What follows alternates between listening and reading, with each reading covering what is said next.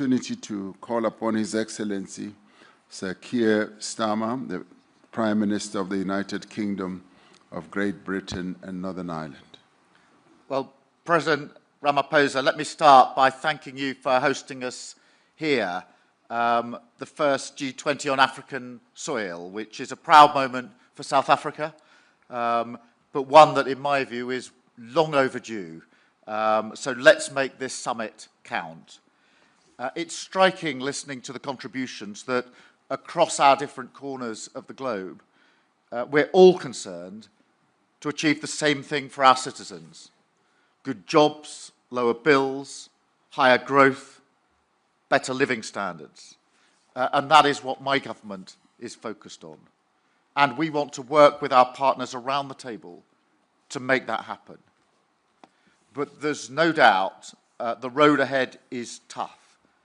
This is a moment of mounting competition and crises around the world. And that, I think, has been mentioned by pretty well every contribution so far.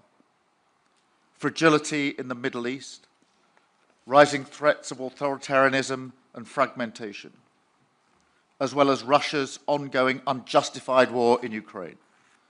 The shockwaves of that invasion are still reverberating through global markets today.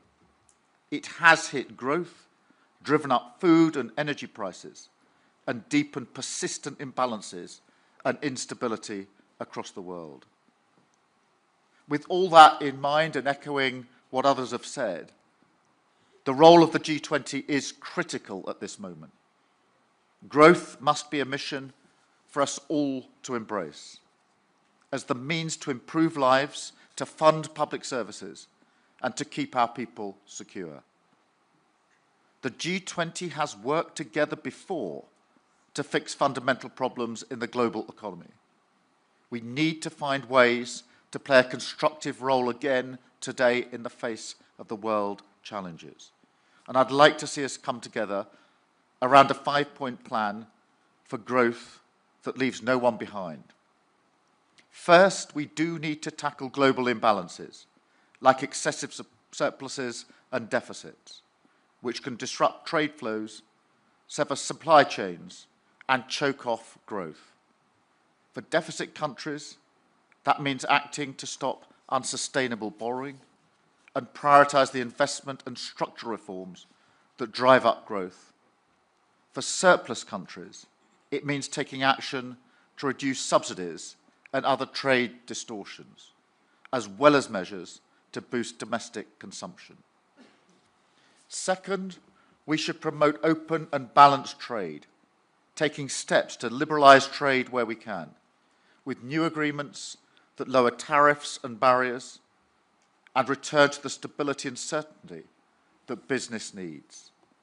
This is a real priority for my government, and I'm proud of the agreements we've reached and the progress that we've made with partners like India and the EU, benefiting our economies and creating new opportunities for our people.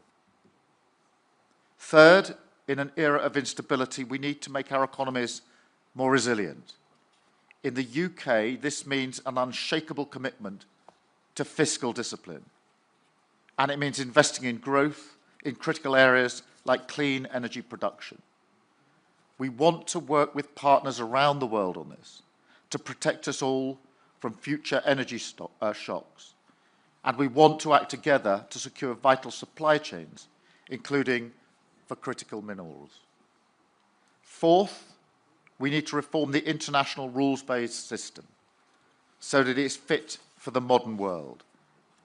We need to work together to ensure organisations like the WTO are more able to be agile with new rules to meet modern challenges like environmental and digital trade, and better and more flexible decision-making processes so that those who want to make progress can get on and do it. Finally, we do need to work together to tackle the unique challenges facing emerging economies, especially in Africa, whether it's the growing debt burden or the financing gap for the Sustainable Development Goals. This G20 is the moment to respond to these structural challenges and to deliver more stable and resilient finance. We're working on that through the London Coalition on Sustainable Debt. We need to go further under the G20 Common Framework to make debt restructuring better, faster, and easier. And we need to crowd in more private capital. We're working with the industry to break down regulatory barriers in the United Kingdom, and we want to see multilateral development banks take more risk and partner more with the private sector in new, innovative ways to mobilise finance. AJ and I have been discussing this in some detail, and I think we agree there's huge potential for this to go further. For the good of all our people, it is time to make it happen. So let me thank you once again, President Ramaphosa, for your presidency of this G20.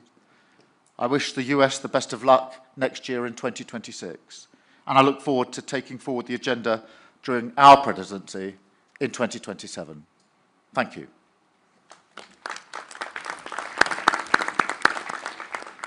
Thank you very much, Prime Minister Starmer.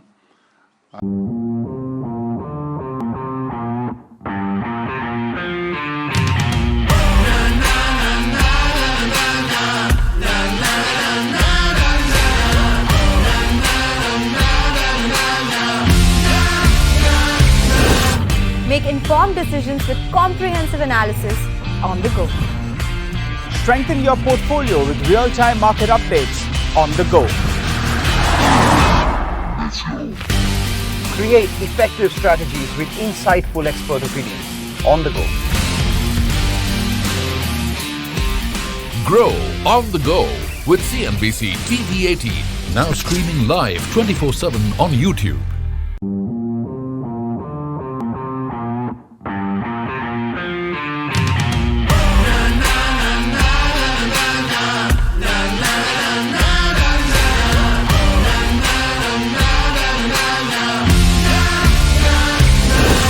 Make informed decisions with comprehensive analysis on the go.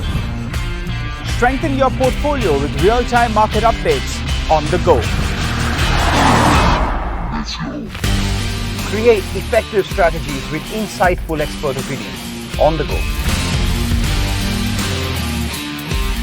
Grow on the go with CNBC TV18, now streaming live 24/7 on YouTube. Hey, thank you for watching this on CNBC TV18. Hope you liked it. For more such interesting news and updates, follow CNBC TV18 on all the social media platforms.